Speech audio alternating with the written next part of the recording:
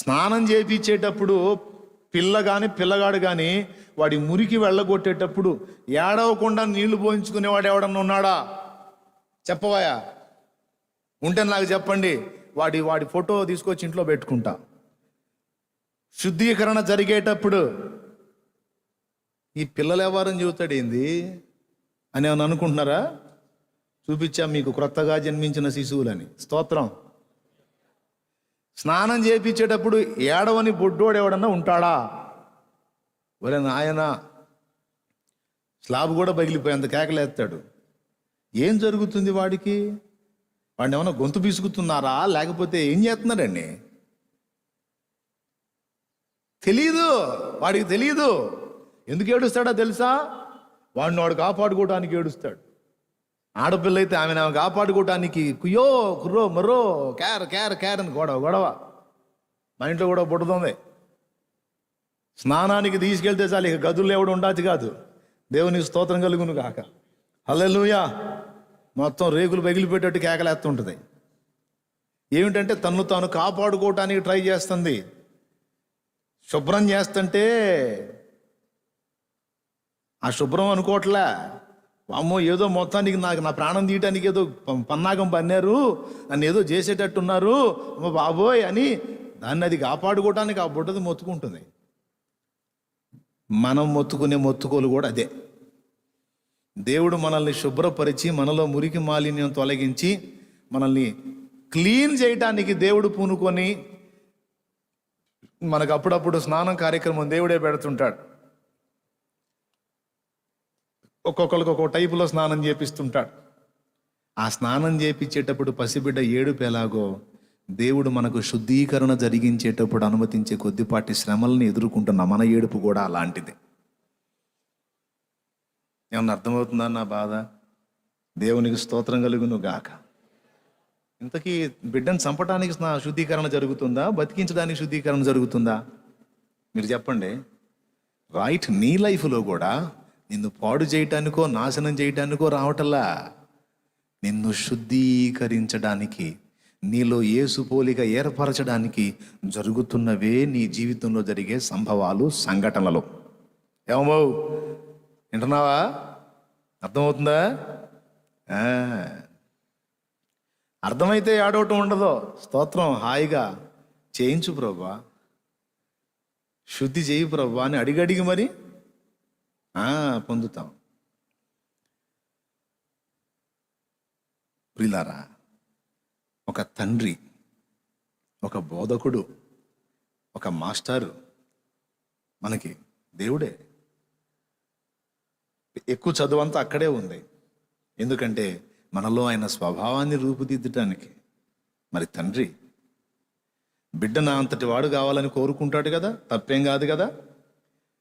మరి ఆ కొడుకు తనంతటి వాడు కావాలంటే సాధన అవసరం. అది ఒట్టిగా వచ్చేది కాదు, అనుభవంతో వచ్చేది. ఆ అనుభవం కోసమే అనేక సంవత్సరాలు టైం తీసుకుంటున్నాడు. కొంతమంది మొద్దు పిల్లలు ఉంటారు. మొద్దు పిల్లలు ఒక పట్టాన లొంగరు. వాళ్ళకి ఇంకా కొంచెం ఎక్కువ టైం పట్టిద్ది, ఇంకొంచెం ఎక్కువ నలుగుడు కూడా అవసరమైంది. తెలుసా మీకు? మొద్దు పిల్లలు అంటే కొంచెం ఎదిగిన తర్వాత, ఈ చంటి పాపే బాలుడు బాలిక అయిన తర్వాత అమ్మ చెప్పు, పోయి స్నానం చేయపో అంటది. పొద్దున పోసుకున్నాగా అంటాడు. నీళ్లు పోసుకొని మురికోలు తీసుకోవడానికే వీడు మురికి ప్రియుడు అవుతాడు. స్తోత్రం. అప్పుడేం చేసిద్ది? ఆ పని ఈ పని చక్కబెట్టుకుంటా బట్టలు తీయని ఎన్నిసార్లు చెప్పాలా? అంటుంటాడు. ఏం అంటున్నావు అని చెప్పని తల పట్టుకుని బ్యాక్ సీటు మీద పెటా 2 బీకి, ఇంకా మూర్ఖుడు అనుకో ముఖం పట్టుకొని 2 బీకి అంటే అప్పుడు ఇడుస్తాడనమాట. తన్ను పడ్డాక తీసుకెళ్ళి తోమి అట్లా పెరిగిన వాళ్ళమే మనందరం. స్తోత్రం కలుగును గాక. హల్లెలూయా. అట్లాగే చేపిస్తాడు. ఎవరు? పరలోక తండ్రి. ఎప్పటికప్పుడు. ఎందుకు? ఆహారం పెట్టి శుద్ధీకరణ జరిగించి అన్ని లెక్కలు కరెక్ట్గా చేస్తే నువ్వు పెరిగి పెద్ద నా అంత అవుతావు నాయనా, నా అంత అవుతావమ్మా. ఆ స్థాయికి నువ్వు వచ్చిన దాకా నిన్ను వదిలిపెట్టను నేను. కాబట్టి ఆ శుద్ధీకరణ కోసం కొన్నిసార్లు తనులు తింటాడా లేదా బుడ్డోడు? ఏంది అటు చూస్తున్నారు అంటే మీ ముఖాలు మాస్కులు ఉన్నాయి కదా, కనపట్ల నాకు మీ ఫీలింగ్స్ అర్థం కావట్లా. మీరు నవ్వుతుంది అర్థం కావట్లా, ఏడుతుంది అర్థం కావట్లా, ఎట్లా ఫీల్ అవుతుందో నాకు అర్థం కావట్లేదు. తనులు తింటాడా లేదమ్మా? కాస్త మాస్క్ తీసన్నా చెప్పండి. తనులు తింటాడు. స్తోత్రం, హల్లెలూయా. పరలోక తండ్రి కూడా మనకి స్నానం చేయించేటప్పుడు కొన్నిసార్లు దెబ్బలు పడతాయి. దేవదాస్ అయ్య గారు లాంటి వాళ్ళు అయితే అడిగి మరీ తన్నించుకుంటున్నారు.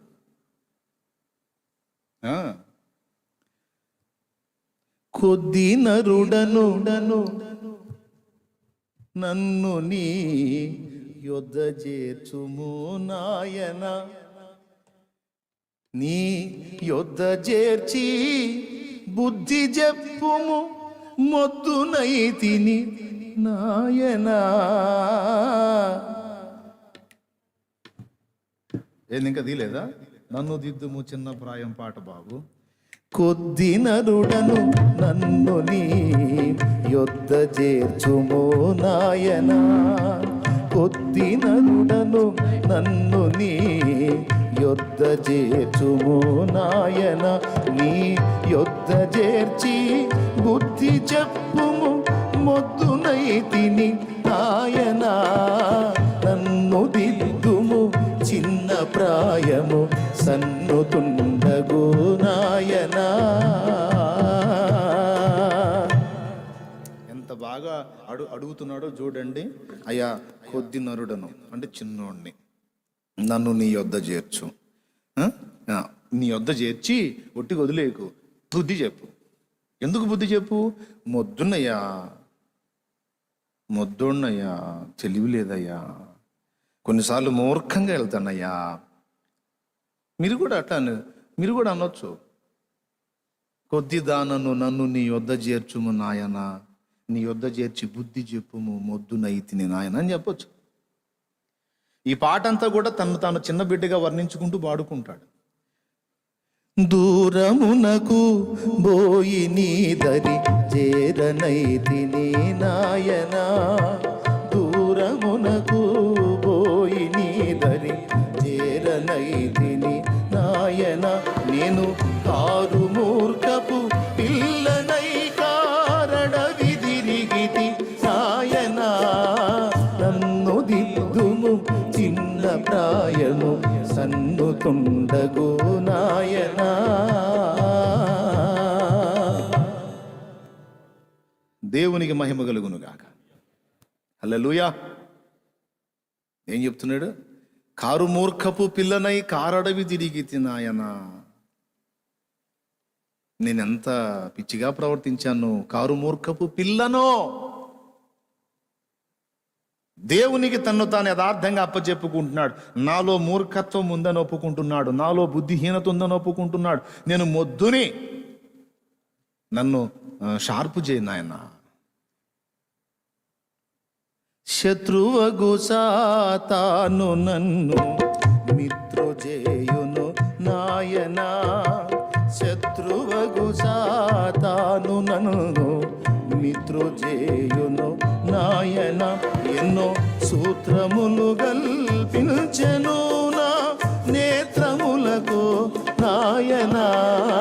నన్ను దిద్దుము చిన్న ప్రాయము సన్నుతుండగు నాయనా. ఈ పాట మీకు మహోన్నతుని మనోహర గీతాల్లో ఉంది. 82వ పాట. కాస్త చదవండి, కాస్త చదివి పాడండి. దేవుని ముందుకు వెళ్ళినప్పుడు అట్లా పోవాలి. ప్రభువా హల్లెలూయా, స్తోత్రం స్తోత్రం హల్లెలూయా అనుకుంటా కాదు, వేడి శనగ బఠానీ అనుకుంటా. ఎట్లా పోవాలి? ఓ పద్ధతి ప్రకారం పోవాలి. ఏమిటా పద్ధతి అంటే, నన్ను దిద్దుము చిన్న ప్రాయము. చిన్నయ్యా, తెలివి తక్కువ ఉన్నాయా, జ్ఞానం లేని ఉన్నాయా, ఆ ముద్దోడిని ప్రభువా నాకేం తెలుసయ్యా, నేర్పయ్యా మయ్యా, మా తండ్రి మా నాన్న, మా తండ్రివి కాదు మయ్య కాదు, నేర్పయ్యా అంటే ముచ్చట పడతాడు. ముచ్చట పడి దగ్గర తీసుకొని, మంచిది నాయన, నీవు కన్న తండ్రి వంచు నీదరి చేరితిని నాయనా. నాకెవరున్నారు నాయన, నాకెవరున్నారు నాయన? పాపం పసికందుగా ఉన్నప్పుడే ఆ పెద్ద ఆయనకి తల్లిదండ్రి ఇద్దరు పోయారు. ఇంచుమించు 6 ఏళ్ల ప్రాయంలో మిషనరీల దగ్గర తీసుకొచ్చి ఆయన నిలబెట్టి, ఈ బాబుని ఇక్కడ ఉంచండి అయ్యగారు, ఇక్కడ పెంచండి అయ్యగారు అంటే, ఇంత చిన్న పిల్లలకి వల్ల పడదు, ఈ చిన్నవానికి మిషన్ నియమాలు తెలియదు కదా, ప్రార్థన తెలియదు కదా, ఎట్లా ఇక్కడ ఈ బిడ్డ అంటే, మీరు పరీక్షించి చూడండి అయ్యగారు అంటాడు. ఒక మిషన్ దానిలో ఉంచడానికి తల్లిదండ్రి ఇద్దరు లేరు పాపం ఆయనకి, దేవదాసయ్య గారు. ఆ మిషనరీలు అందరూ కూడా నిలబడి కూర్చొని ఒక బల్ల మీద ఈ పెద్ద ఆయన్ని నిలబెట్టి, అబ్బాయి ప్రార్థన చేయి అంటారు. ఒక్కటే ఒక మాట ప్రార్థన అద్భుతంగా చేస్తాడు. యేసు ప్రభువా, నేనున్న ఈ వయసులో నీవున్నప్పుడు నీవెలాగున్నావో నేను కూడా నీ వలనే ఉండున్నట్లు నన్ను దీవించు అన్నాడు. ఇంకా మారు మాట్లాడకుండా మిషన్లో చేర్చుకున్నారు. ఎందుకన్నాడు అంటాడు, మరి ఎంత మంచి మనసు, దేవుని ముందుకెళ్ళి ఎంత యథార్థంగా ఒప్పుకున్నాడు. మొద్దుని ప్రభువా బుద్ధి చెప్పయ్యా అని. మనందరం కూడా అలాగున్న దేవుని పాదాల చెంతకెళ్ళి, నేర్పించవయ్యా, అభ్యాసం చేయించవయ్యా, అవసరమైతే నన్ను కొట్టి నన్ను తిట్టి, నీకు సర్వ హక్కులు ఉన్నాయి నాన్న, నువ్వు నా తండ్రివి, నన్ను కొట్టినా దగ్గరగా తీసుకున్నా ఆదరించినా, నాకు బుద్ధి చెప్పినా లేకపోతే నన్ను ఓదార్చినా నువ్వే నాన్న, నాకెవరున్నారు నాయన. నిన్ను కన్న తండ్రి వంచు నీదరి చేరితిని నాయనా, నన్ను దిద్దుము చిన్న ప్రాయము సన్నుతుండగు నాయనా.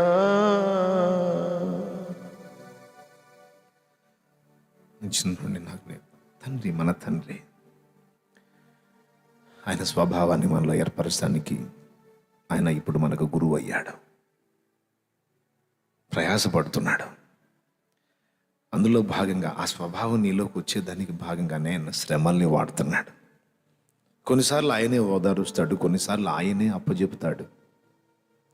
అప్పజెప్పిన ప్రతిసారి, నిన్ను శ్రమకు అప్పజెప్పిన ప్రతిసారి కొంత శుద్ధీకరణ నీలో జరుగుతుంది అని గుర్తించు. దేవునికి స్తోత్రం కలుగును గాక. హల్లెలూయా. ఓకేనా? శ్రమకు నిన్ను అప్పగించిన ప్రతిసారి కొంత శుద్ధీకరణ నీలో నాలో జరుగుతుంది అని గుర్తించు. ఆయన మీ నాన్న, మన నాన్న. ఆయన అనవసరంగా మనల్ని ఇబ్బంది పెట్టాడు కదా. కాబట్టి ఆ స్వరూపము పోలిక ఓకే, స్వభావాన్ని మనకివ్వడానికి ఆయన ఇంత పని చేస్తున్నాడు. కొంతమేర వచ్చేసింది. ఇక మిగిలిన శేషం కూడా మనకి వచ్చినప్పుడు, కంప్లీట్ అయినప్పుడు, ఇక నువ్వు ఇక్కడ అక్కర్లేదు నాన్న, అక్కడికి వచ్చేయి అంటాడు. ఓకే. లేకపోతే మన ద్వారా మన కంప్లీట్గా స్వభావం వచ్చినా కూడా మన ద్వారా కొంత మాదిరి ఇవ్వాల్సి ఉండి పరిచర్య చేయాల్సి ఉంటే, దేవా నేను ఇంకంతా వచ్చేసాను కదా, మరి ఇంకా తీసుకోవచ్చు కంటే, లేదు కొంత చేయాల్సింది ఉంది, నువ్వు నీ ద్వారా జరగాల్సింది జరిగిన తర్వాత వద్దుగానే ఆపుతాడు అవసరమైతే. మరి అంతే కదా. దేవ స్వభావంలో పాలివాడైన వాడు మిగిలిన వాళ్ళకి మాదిరి కూడా ఇవ్వాల్సి ఉంటుంది కదా, దానికోసం ఉంచవచ్చు. లేదు షేప్ అయిపోయింది నాయన, నేను చెప్పిన చదువు అంతా నేర్చుకున్నావు, ఉంటే మళ్ళా మొదటికే మోసం వచ్చే అవకాశం ఉంది అనుకుంటే పిలుచుకుంటాడు. ఏం కాదు, ఇక నువ్వు ఉన్నా ఇబ్బంది ఏం లేదనుకుంటే ఉంచుతాడు. టోటల్గా ఎంతవరకు బాబు చదువు అంటే ఆయన స్వభావం మనము అందరము కూడా పుణికి పుచ్చుకునేంత వరకు. కాబట్టి ఆ మంచి తండ్రిని మనం మిస్ కాకూడదు. ఓకే, మొదటి తండ్రి ఎవరు? జన్మనిచ్చిన తండ్రి. రెండో తండ్రి ఎవరు? ఆత్మీయ తండ్రి. మూడో తండ్రి ఎవరు? ఈ ఇద్దరు తండ్రుల్ని మనకిచ్చిన వాడు, అసలు మన జన్మకు అసలు కారకుడు, పరలోక తండ్రి. కాబట్టి ఈ ఇద్దరికి రెస్పెక్ట్ చేయాల్సిందే.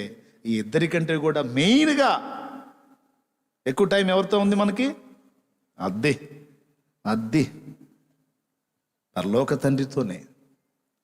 అందుకే యేసయ్య చెప్పాడు, ఈ ఈ ఇహ సంబంధమైన తండ్రికి, ఆత్మీయ తండ్రికి న్యాయం చేసినట్టు అంతకంటే శ్రేష్టంగా మీ పరలోకపు తండ్రికి మీరు సమీపస్తులుగండి. ప్రైజ్ ది లార్డ్, హల్లెలూయా. ఈ ఇద్దరు తండ్రులు మిస్ అయినా ఆ తండ్రి నిన్ను వదల్లా. కొంతమందికి మీలో ఉన్న వాళ్ళల్లో కొంతమందికి శరీర సంబంధమైన తండ్రి లేడు. ఎంతమందికి లేడండి? నాకు లేడు, నాకు వెళ్ళిపోయాడు, మా నాన్న కూడా వెళ్ళిపోయాడు. సో మీకు మీ తండ్రుల దగ్గర లేరు, వదిలేసేయండి. మొన్న లాక్డౌన్లో మీ ఆత్మీయ తండ్రి కూడా మీకు అందుబాటులో లేడు. కానీ ఈ ఇద్దరు మిస్ అయినా మీ పరలోక తండ్రి మీకు సమీపంలో ఉండి మిమ్మల్ని కాపాడుకున్నాడు. అందుకే మెయిన్ ఆయన. ఎవరైనా? పరలోకమందున్న మా తండ్రి, నీ నామం పరిశుద్ధ పరచబడునుగాక, నీ రాజ్యం మాకు వచ్చునుగాక. పరలోకమందున్న మా తండ్రి, నీ నామం పరిశుద్ధ పరచబడునుగాక, నీ రాజ్యం మాకు వచ్చునుగాక. నీ చిత్తం పరలోకమందు నెరవేరుచుండునట్లుగా, నీ చిత్తం పరలోకమందు నెరవేరుచుండునట్లుగా, ఈ భూమి యందును నెరవేరునుగాక, ఈ భూమి యందును నెరవేరునుగాక. పరలోకమందున్న మా తండ్రి, నీ నామం పరిశుద్ధ పరచబడునుగాక, నీ రాజ్యం మాకు వచ్చునుగాక.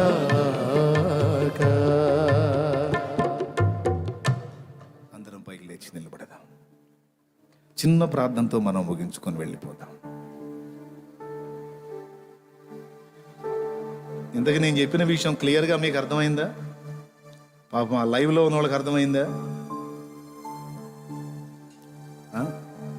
వాస్తవంగా మనం ఏ నోటిఫికేషన్ ఇవ్వలా, అయినా లైవ్లో కొంతమంది రెడీగా కాసుకొని ఉన్నారు, ఒకవేళ వచ్చిద్దేమో అని.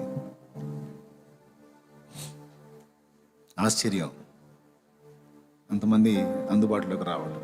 వాస్తవంగా వాళ్ళకి ఏ సమాచారం లేదుగా. పాపం కొంతమంది లేవలేకపోతున్నారు. కాస్త లేపేదాన్ని కూడా ఎవరు రారు ఇప్పుడు మీ దగ్గరికి, మీరే లేవాలా. చిన్న ప్రార్థనతో ముగించుకుందాం. ఏమర్థమైంది మీకు? తల్లి, తండ్రి, గురువు, దైవం. మన తండ్రుల్లో అసలు మెయిన్ ఎవరు మనకి? శరీర సంబంధమైన తండ్రి నన్ను వదిలేసి వెళ్ళిపోయినా, ఆత్మీయ తండ్రి అనేవాడు నాకు దూరమైనా, నా పరలోక తండ్రి ఎల్లప్పుడూ నాకు అందుబాటులోనే ఉన్నాడు. హల్లెలూయా. కాబట్టి నాకు ఆ తండ్రి, తర్వాత ఆ తండ్రి సంతోషపడున్నట్లు ఈ తండ్రులకు కూడా న్యాయం చేయాలి. కన్న తండ్రికి కూడు పెట్టకుండా పరలోక తండ్రి నీకు స్తోత్రం అంటే ఆపురా నీ షోలు అంటాడు. కన్న జన్మనిచ్చిన తండ్రికి మనం రెస్పెక్ట్ ఇవ్వకుండా, ఆ వ్యక్తికి జరిగించాల్సిన న్యాయం జరిగించకుండా హల్లెలూయా హల్లెలూయా హల్లెలూయా స్తోత్రం అంటే అబ్బా ఏమి నటిస్తున్నావరా అంటాడు ఆయన. ప్రభువా అదేంటి ప్రభువా నటనంటావు, నేను నిన్ను ప్రేమిస్తున్నాను ప్రభు అంటే, అరే ముందు ఆ కళ్ళ ముందు ఉన్నోడు సంగతి చూడరా అంటాడు. కాబట్టి జన్మనిచ్చిన తండ్రికి ఇవ్వవలసినటువంటి గౌరవాన్ని ఇవ్వండి. ఆ వ్యక్తికి చేయాల్సిన న్యాయం, చేయాల్సిన మేలు చేయండి. ఆత్మీయ తండ్రికి కూడా ఇవ్వవలసిన గౌరవం ఇచ్చి చేయాల్సిన మేలు చేయండి. ఈ రెండు చేసిన తరువాత ఆయన ఆమోదిస్తాడు. ఈ రెండు జరిగించిన నీవు మోకాళ్ళుని పరలోకమందున్న నా తండ్రి అంటే ఏమి నా కుమారుడా అనకపోతే అప్పుడు అడుగు, ఏమి నా కుమారి అనకపోతే అప్పుడు అడుగు. ఇవి చేయకుండా పరలోకమందున్న మా తండ్రి అంటే అప్పురా నోరుమూయి అంటాడు అనమాట. కాబట్టి దయచేసి ఇది అర్థం చేసుకుని నీ కళ్ళ ముందు ఒకవేళ మీ తండ్రులు సజీవులుగా ఉంటే వాళ్ళకి జరిగించాల్సిన న్యాయం అక్షరాలా జరిగించండి. వాళ్ళని ఆదుకోండి, ఆదరించండి. మీరు చేయదగ్గ సాయం సేవ వాళ్ళకి చేయండి. వృద్ధాప్యంలో కదలలేని స్థితిలో ఉంటే 3 కొడుకులు, పెద్దోడు చూసుకుంటాడులే, రెండోవాడు చూసుకుంటాడులే, నాకెందుకు అనుకోవాకు చిన్న కొడక నాకెందుకు అనుకోవాకు నాయన, నువ్వు అవసరమైతే నువ్వు తెచ్చిపెట్టుకో నాయన చిన్న కొడుక. ఆ చిన్నోడు చూస్తాడు, రెండోడు చూస్తాడు, నాకెందుకు అనుకోవాకు పెద్ద కొడక, అవసరమైతే నువ్వు తెచ్చిపెట్టుకో నాయన. వాళ్ళందరూ వదిలేసినా సరే నాయన, నువ్వు తల్లిదండ్రికి అన్నం పెట్టిన ఆయన, వాళ్ళని ప్రేమించి చూడు నాయన. నువ్వు దీవించబడకపోతే అప్పుడు అడుగు నాయన. వాళ్ళు మంచివాళ్ళు కాదు, ఎంత చెడ్డోళ్ళు అయినా నిన్ను జన్మనిచ్చిన తల్లిదండ్రులు నాయన. కాబట్టి వాళ్ళకి తృణీకరించొద్దు నాయన. ఒక దేవుడి విషయంలో నిన్ను వద్దు అని ఆపితే తప్ప మరి ఏ విషయంలో కూడా వాళ్ళని ఎదిరించకూడదు నాయన. ఓకేనా? గౌరవించాలి, సన్మానించాలి. వాళ్ళకి జరిగించాల్సిన న్యాయం నీ వల్ల ఏదన్నా జరగాల్సి ఉంటే ఖచ్చితంగా జరిగించాలి. ఏమంటారు